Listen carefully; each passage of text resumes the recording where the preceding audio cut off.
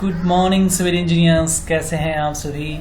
हम बात कर रहे हैं ओवरहेड टैंक की, और ओवरहेड टैंक की सीरीज में हमने बात की लेआउट की, वॉल्यूम ऑफ राफ्ट फाउंडेशन की, और आज हम बात करेंगे वॉल्यूम ऑफ बॉटम डॉम की। इस सीरीज में हमने उन्हीं को इंक्लूड किया है जिनको सॉल्व आउट करने में दिक्कत होती है इंजीनियर्स को, और मैं उनको कर रहा हूँ इजी फॉर्म में। आपने थंबनेल में देखा, मैं आज बात करूंगा बॉटम डॉम के वॉल्यूम को कैसे निकाला जाता है, बॉटम डॉम की स्लैब में कितने क्यूबिक मीटर आएगा, उसको कैलकुलेशन को ईजीएस्ट फॉर्म में बताने वाला हूँ, तो बने रहना है आखिरी तक। चलिए शुरू करते हैं। स्ट्रक्चरल एलिवेशन आप देखो, आपने ये चीज देखी, आपके पास पूरा OHT होता है, ओवरहेड टैंक होता है। यहाँ पे आपको ये जहाँ पे पानी रुकता है वहाँ का ये इस तरह का ये व्यू होता है, और इसमें ये रिंग बीम के ऊपर ये वाला बॉटम डॉम जिसकी हम आगे बात करने वाले हैं, कि ये वाला बॉटम डॉम ये हमारा रेडियस, और इसी के बारे में ही आज हम डिटेल से बात करने वाले हैं। आप विजुलाइज करके देखिए, क्या आप इमेजिन कर पा रहे हैं कि मैं किसकी बात कर रहा हूँ, और यदि आप इमेजिन कर पा रहे हैं तो हम बहुत जल्द ये जनरल कुछ सवाल हैं इनके जवाब ढूंढ लेंगे, जिनमें अक्सर दिक्कत होती है कि भाई एस्टिमेशन में कंक्रीट का वॉल्यूम कितना होना चाहिए, भाई OHT के बॉटम डॉम में वॉल्यूम कैसे निकालते हैं। ये थोड़ा सा टिपिकल है, लेकिन ये तभी तक टिपिकल है जब तक आपने ये नहीं देखा है। बाकी के सेशंस भी आप देखिए, वो भी मजेदार हैं, लोगों ने बहुत प्यार दिया है, और हमें कमेंट सेक्शन में आपका फीडबैक मोटिवेट करता है।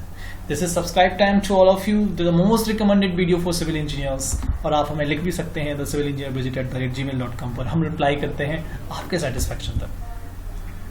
सेक्शनल डिटेल देख लेते हैं। आपने ओवरहेड टैंक की ड्राइंग देखी और आपने उसमें सेक्शनल डिटेल देखी, तो आपको कुछ डायमेंशनल इंफॉर्मेशन मिल जाएगी, जैसे बॉटम डॉम, ये जो बॉटम डॉम है ये इसकी कितनी हाइट से ये ऊपर की तरफ है, कितनी थिकनेस है, और कितने दूरी पर है, और ये रिंग बीम का सर्कुलर साइज का 450 बाई 750 है, तो ये चीज भी आपको मिल जाती है। ये आपको ड्राइंग में अवेलेबल रहेगा, कोई भी OHT की ड्राइंग हो वो इसी तरह से दिखती है। लेकिन समझने वाली बात है कि क्या किस तरह का शेप है, ये क्या है, क्या ज्योमेट्री में हमने ऐसा शेप कहीं पढ़ा है क्या, और यदि पढ़ा है तो वो क्या है। तो मैं ज्योमेट्रिकली बात करूं कि क्या है इस शेप के नाम का, तो ये कि स्पेयर का एक पार्ट है, ये स्पेरिकल सेगमेंट का एक पार्ट, एक सेगमेंट है स्पेयर का, सॉरी एक सेगमेंट है। आप इसे देख पा रहे हैं, ये वाला जो पार्ट आप देख रहे हैं, यही इसी से वो कॉनिकल डॉम बना हुआ है, और इसी के वॉल्यूम को हमें फाउंड आउट करना होता है, जिसमें कुछ हम टर्मिनोलॉजीज की बात करेंगे। जब भी हम कैपिटल R लिखेंगे तो उसको रेडियस ऑफ स्पेयर बोला जाएगा।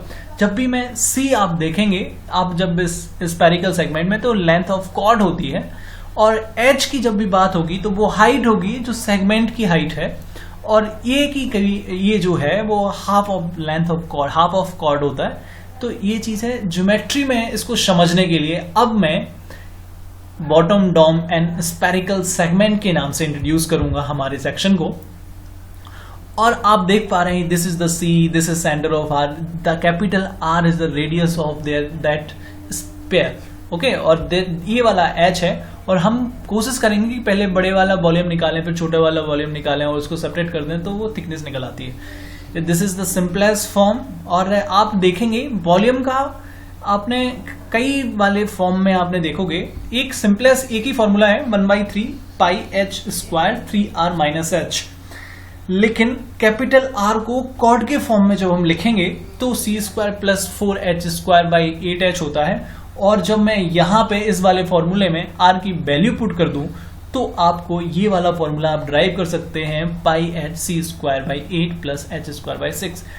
कई सारी जगह जब आप इसको देखेंगे, स्पेरिकल सेगमेंट की बारे में बात होगी, तो दोनों फॉर्मूले होंगे, एक तो ये रेडियस के टर्म में है और एक ये लेंथ ऑफ कॉर्ड के टर्म में है, और इसमें आप निकाल सकते हैं, ये एक ही है, इसमें कंफ्यूजन वाला कुछ भी नहीं है।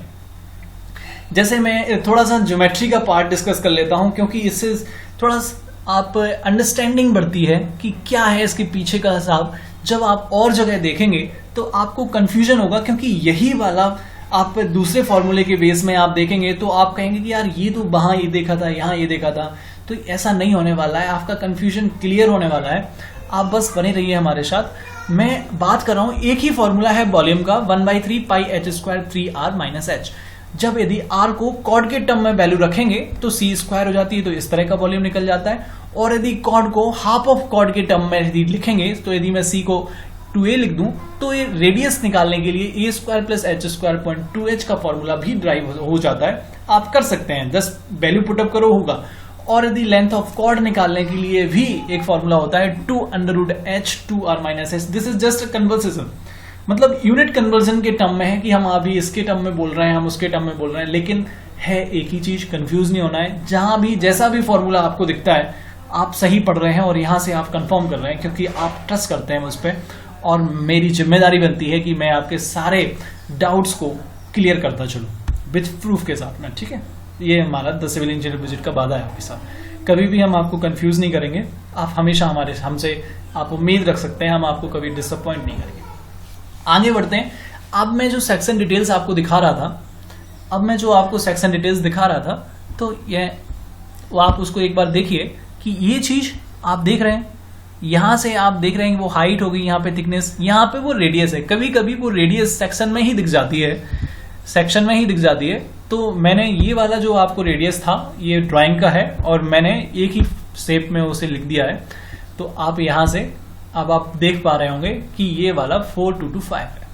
मैंने लेंथ कॉर्ड को अलग अलग दिखा और मैं कॉन्सेप्ट यही है कि पहले बड़े वाले डॉम से छोटे वाले डॉम के वॉल्यूम को, क्योंकि हम वॉल्यूम निकाल पा रहे हैं, थिकनेस का स्पेसिफिक कोई फॉर्मूला नहीं है, सिर्फ वॉल्यूम को सब्ट्रैक्ट करके ही हम उस बॉल की थिकनेस निकाल सकते हैं। तो उसके लिए हमने क्या किया है कि बड़ा आर है जो 4225 था, उसमें से थिकनेस घटा दी तो छोटा आर निकल आया, और एक एच है और एक एच है। मैं एच और आर की टर्म में ही कैलकुलेशन करने वाला हूं, ना मैं आपको कंफ्यूज करने वाला हूं कि हाफ ऑफ कॉर्ड के टर्म में मैं करूं कि कॉर्ड लेंथ के टर्म में करूं। तो आपको सिंपलेस्ट है, इसमें कंफ्यूजन भी क्रिएट नहीं होता है और कैलकुलेशन सिंपल भी हो जाता है, तो कंफ्यूजन नहीं होना है। कुछ लोग ना कभी H square by A square वाले फॉर्मूले से करेंगे, लेकिन मैं कहूंगा कि यही सिंपलेस्ट फॉर्म है जो हम इसमें आज देख रहे हैं, ठीक है।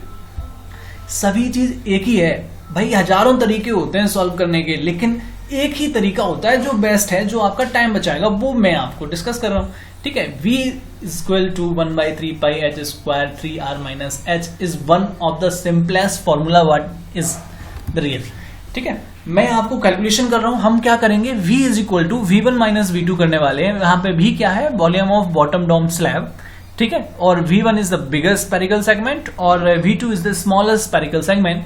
बिगर में से स्मॉलर को हम सेपरेट करेंगे तो हमें वॉल्यूम ऑफ बॉटम डॉम के स्लैब की वॉल्यूम निकल आएगा कि कितना उसमें वॉल्यूम लगाया गया है, ठीक है। कैलकुलेशन को आगे बढ़ाते हैं। v1 is equal to bigger spherical segment, v1 का फॉर्मूला सारे टर्म 1 के टर्म में कर दिए, और आप देख रहे हैं कि मैंने 1/3 पाई h1 की वैल्यू मैंने बड़े वाले सेगमेंट से 1.25 रखी मीटर में, वो mm में लिखी है, और 3r1 की वैल्यू 4.225 रखी, माइनस h1 1.25 पुटअप किया। तो आपने फिर इसको कैलकुलेट किया, आप कैलकुलेटर से आप कैलकुलेट कर सकते हैं, कैलकुलेशन में कोई एक्यूरेसी एरर नहीं है, ठीक है। आप जब इसको सॉल्व आउट करेंगे 0.52 पाई 11.43 आएगा, और उसको मैंने और सिंप्लीफाई किया तो 18.64 मीटर क्यूब ये बिगर स्पेरिकल सेगमेंट का वॉल्यूम निकला है।